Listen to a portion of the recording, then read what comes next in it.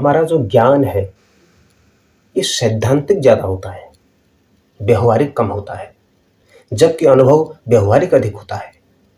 किताबी ज्ञान का अनुभव से कोई लेना-देना नहीं होता है, लेकिन अनुभव तो वो बताता है जो कहीं लिखा नहीं होता, कहीं दिखता नहीं है। अनुभव एक अनुभूति की जगह है, एक प्रेरणा की जगह है, एक संदेश की जगह है। अनुभव को अगर व्यापक अर्थों में देखें तो ये एक जीवंत और ज्वलंत घटना के रूप में समझा जा सकता है।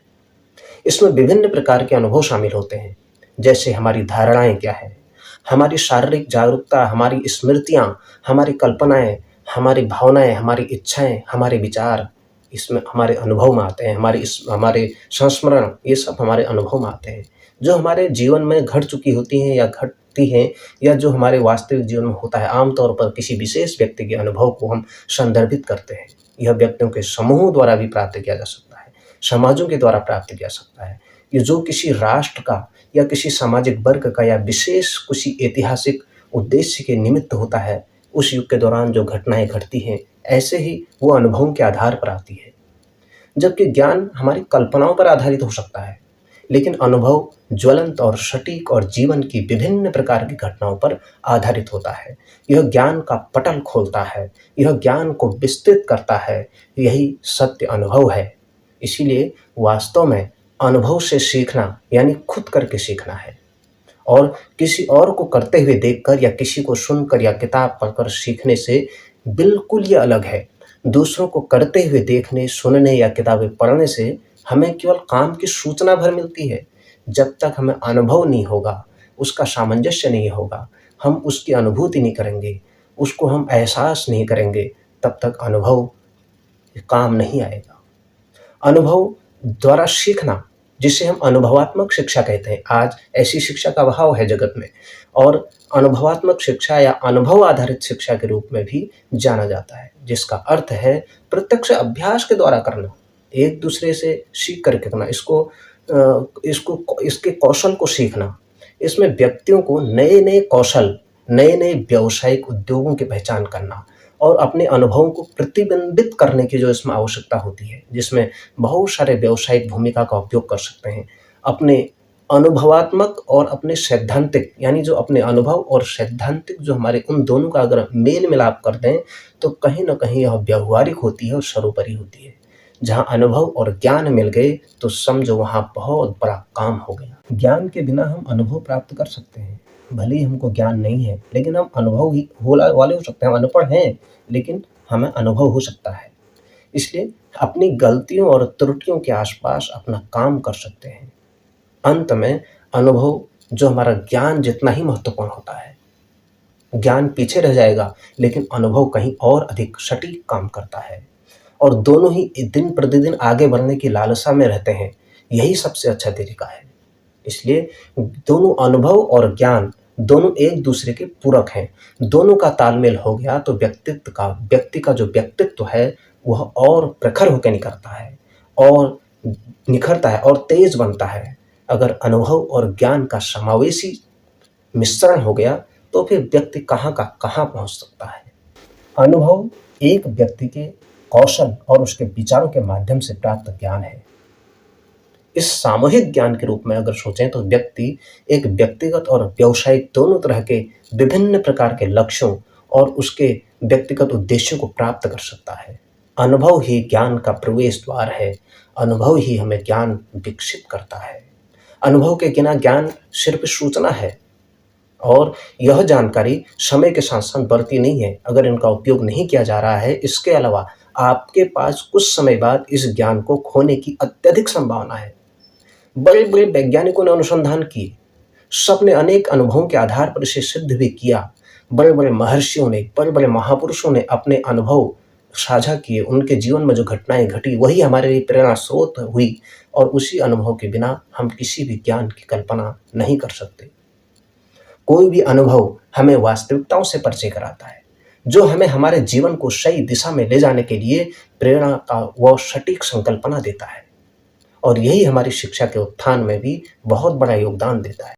हमारा ज्ञान का जो सिद्धांत है और उसकी जो सूचनाएँ हैं, उसके जो विचार की प्राप्ति पर ये जोर देता है। जो हमारा ज्ञान है, ये हमारी सिद्धांत और सूचनाओं और अन्य प्रकार की चीज़ों को ग्रहण करने के लिए हमको उसके सिद्धांतिक रूप से हमको बताता है।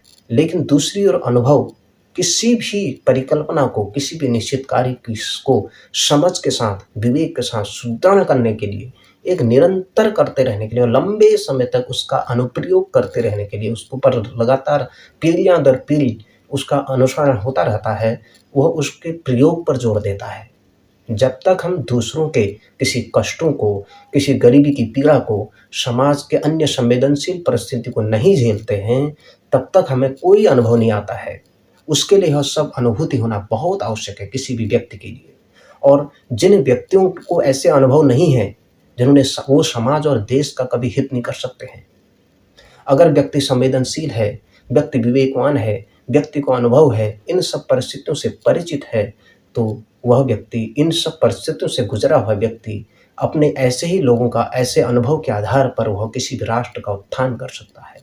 इसलिए अनुभवहीन व्यक्ति कुछ नहीं कर सकता। ज्ञान अपनी जगह, अनुभव अपनी जगह। इसलिए अनुभव और ज्ञान का अगर तालमेल हो गया तो बहुत सुंदर एक अच्छी उस व्यक्ति का व्यक्तित्व निखरता है। इसलिए अनुभव ज्ञान से कहीं अधिक श्रेष्ठ है। आइए उस अनुभवहीन लोगों से दूर रहें और जिन्होंने समाज के अंदर ऐसे अनुभव प्राप्त किए, सकारात्मक अनुभव प्राप्त किए हैं समाज के उत्थान में, लोक कल्याण में, ऐसे लोगों की से प्रेरणा लें, सीखें। इसलिए अनुभव का अपना एक अलग ही महत्व है। अनुभव हमारे ज्ञान का वर्धन करता है।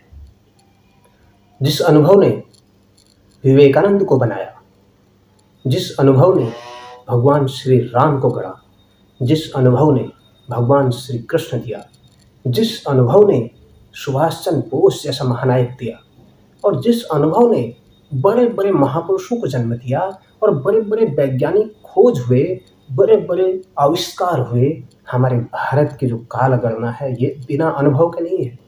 और जो सटीक बैठती है, हमारे पूर्वजों ने, हमारे ज्ञानी विज्ञानियों ने, हमारे महर्षियों ने, हमारे ऋषियों ने उसको जिया, उसकी साधना की, उसके स्वरूप में घुसे, इस संपूर्ण ब्रह्मांड के उस आयाम में जा करके जब तक उन्होंने पूरे परिमंडल का आकलन नहीं कर लिया, एक एक चीज को बहुत सूक्ष्म तरीके से, जो आज वैज्ञानिक तरीके से प्रमाणित बैठती है, ऐसे वैज्ञानिक तरीके से उन्होंने उसको नापा। इसलिए यह जो अनुभव है, यह हमारे ज्ञान का, हमारी शक्ति का, हमारे प्रेरणा का आधार स्तंभ है। अनुभव के बिना इस दुनिया में कुछ भी नहीं है। इसलिए अनुभव सर्वोपरि है। अगर दुनिया में, अगर हमारी पीढ़ियों के अंदर जो आज हमारे दादा दादी, नाना नानी, हमारे भावी पीढ़ियों को जो कथा कथानक सुनाते हैं या सुनाते थे, वो आने वाली पीढ़ियों में हस्तांतरित होती रहती थी। किसी समय में कोई ऐसा कागजी या कोई लिपिबद्ध कोई ऐसा साहित्य, कोई ज्ञान नहीं हुआ करता था। लोग कंठस्थ करके अपनी अगली पीढ़ी को उसको सुनाते थे, वो अब फिर अगली पीढ़ी को सुनाते थे, अपने अनुभवों को कहते थे। जो उन्होंने अपने अनुभव को कहा, वही मार्ग उन्होंने अगले लोगों को दिया। इसीलिए हमारे पूर्वजों ने कहा है कि देवा भागम यथा पूर्वे सज्जानाना उपासते। इसलिए जो देवताओं ने जो भाग प्राप्त किया, जो अनुभव प्राप्त किया, उसी के आधार पर, उसी अच्छाई के आधार पर हम लोग आगे की ओर बढ़ें। यही हमारा काम, जो अनुभव हमारा साक्षी है कि इतिहास बदलते बिगड़ते देखा है। हमारा अनुभव जय पराजय सब चीज का है। हमारा सर्वाधिक अनुभव संघर्ष का है। इसलिए भारत के लोगों ने जिस संघर्ष को जिया है, जो दुनिया को ज्ञान दिया है, जो वसुधैव कुटुंबकम जैसा मंत्र दिया है, कृण्वन्तो विश्वम आर्यम जैसा एक श्रेष्ठ बीज मंत्र दिया है, और सर्वे भवन्तु सुखिनः का आदर्श रखा है, ऐसे आदर्शवादी अनुभव के साथ आइए भारत के उन संकल्पों को आगे की ओर ले चलें और दुनिया को एक भारत का जो दिग्दर्शन कराएं। भारत माता की जय।